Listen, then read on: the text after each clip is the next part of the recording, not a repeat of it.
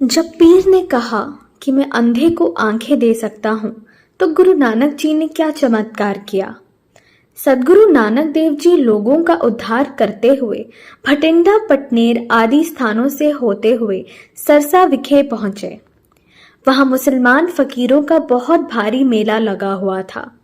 उस मेले पर दूर दूर से फकीर आए हुए थे और उन फकीरों के साथ आम लोग भी थे। गुरुजी भी भाई मर्दाना जी के साथ यहाँ पर आ गए। गुरुजी का पहनावा बहुत अनोखा था। यह देखकर वहां के फकीर बहुत हैरान थे। पैरों में लक्कड़ की खड़ाव और हाथों में डंडा, बाजुओं में रस्से लपेटे हुए थे।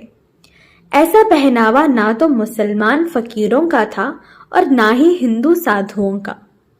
सद्गुरु का ऐसा पहनावा देखकर लोग सद्गुरु के पास इकट्ठे हो गए और देखने वालों की भीड़ हो गई। लोग सद्गुरु के करीब थे। सद्गुरु ने उनको बिठा लिया और सद्गुरु ने भाई मर्दाना को कहा कि हे भाई मर्दाना, रबाब बजाओ। भाई मर्दाना जी ने रबाब छेड़ा। गुरुजी ने वाहेगुरु की उस्तत में शब्द के साथ ऐसा रंग बना कि फकीरों के जलसे की भीड़ कम हो गई और लोग सद्गुरु के सत्संग में आ विराजे। गुरुजी ने प्रचार करना शुरू किया। वहां पर सरसे के पीर अपने आप को करामाती बताते थे और वह कहते थे कि हम खुदा के बंदे हैं और खुदा हमारा मित्र है और वह हमारी हर बात मानता है। वह कई लोगों पर जादू करके उनको ठीक कर देते हैं और कईयों में से जादू को निकालते थे। पाखंड का बोलबाला बहुत था। पीरों के मुखिया पीर बहावल और ख्वाजा अब्दुल अपनी महफिल को छोड़कर बहुत क्रोध से उठ खड़े और सद्गुरु नानक के पास आए और सद्गुरु नानक जी उपदेश कर रहे थे कि खुदा को हमेशा याद करना चाहिए। मोहब्बत, नेकी, सच्चाई जीवन का मनोरथ होना चाहिए। झूठ और पाखंड करके किसी को लूटना नहीं चाहिए। जो इस जगत में किसी को धोखा देते हैं, दरगाह में उनके साथ धोखा होता है। गुरुजी के मुख से ऐसे वचन सुनकर पीर बहावल ने गुस्से में आकर सद्गुरु से पूछा कि तू हिंदू है या फिर मुसलमान। गुरुजी ने मुस्कुराकर उत्तर दिया कि मैं ना तो हिंदू हूं और ना ही मुसलमान। मैं तो खुदा का बंदा हूं और उसकी बंदगी करने आया हूं। गुरुजी ने निगाह भर के उस पीर की तरफ देखा तो उसके जंतर मंतर की सारी शक्ति खींच ली और वह निरा बहावल रह गया। उसने फिर कहा कि हम तेरे साथ बात करना चाहते हैं। तू फकीर बनकर लोगों को उपदेश देता है, इसलिए हम तुमसे पूछना चाहते हैं कि तूने कौन सी तपस्या और योग साधन किया है और किससे शक्ति हासिल की है। गुरुजी ने ठंडे हृदय से कहा कि पीर जी बैठिए, धीरज और प्रेम के साथ वचन कीजिए।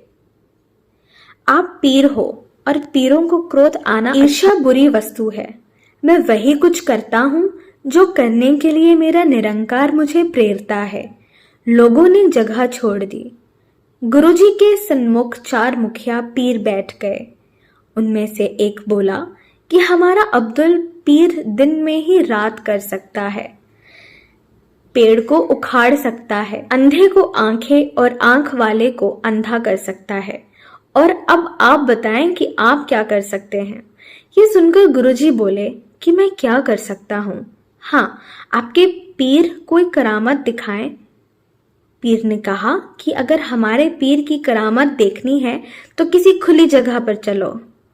गुरुजी उठ खड़े हुए और पीर भी तैयार हो गए और लोग भी साथ चलने के लिए तैयार हो गए। जब उस जगह पर पहुंचे तो पीर अब्दुल ने कहा कि खुदा का बंदा बनने वाले लिए मैं पहली करामात दिखाता हूं। आसमान से 2 घोड़े उतरेंगे और वह जमीन पर दौड़ेंगे और आसमान में वापस जाते समय वह आलोप हो जाएंगे। यह सुनकर सद्गुरु ने बहुत अच्छा, और ऐसा बोलकर सद्गुरु ने 5 बार सत करतार कहा और साथ ही आसमान की तरफ निगाह भरकर देखा। अहंकारी पीर अब्दुल आसमान की तरफ देखकर कलमा पढ़ने लगा। वह आधा घंटा कलमा पढ़ता रहा। लोग बड़ी हैरानी से आसमान की तरफ देखते रहे। कोई भी घोड़ा आसमान से नहीं उतरा। वह पीर खुद हैरान था, क्योंकि उसको अपनी कलमा पर पूरा विश्वास था कि वह जब भी कलमा पढ़े तभी वह मन मर्जी का खेल रच दे। लेकिन कलमा ने असर ना किया और वह शर्मिंदा हो गया। सदगुरु नानक ने उसको उपदेश दिया, हे खुदा के बंदे, अहंकार करना अच्छा नहीं। अगर खुदा की बख्शिश हासिल हो तो निम्रता में रहना चाहिए। खुदा की बंदगी कर, उसका सिमरन कर, हर वस्तु में खुदा का नूर देख। लेकिन शर्मिंदा हुआ पीर ने अपना हठ नहीं छोड़ा। उसने मेहरों के दाता सदगुरु को परखना चाहा। उसने कहा कि अगर तू वली है तो हमारे साथ कोठियों में बैठकर तप कर। पीरों ने कहा कि आप हमारे साथ में बैठकर 40 दिन का तप करें, फिर हम देखेंगे कि आपके अंदर तप करने की शक्ति है या नहीं।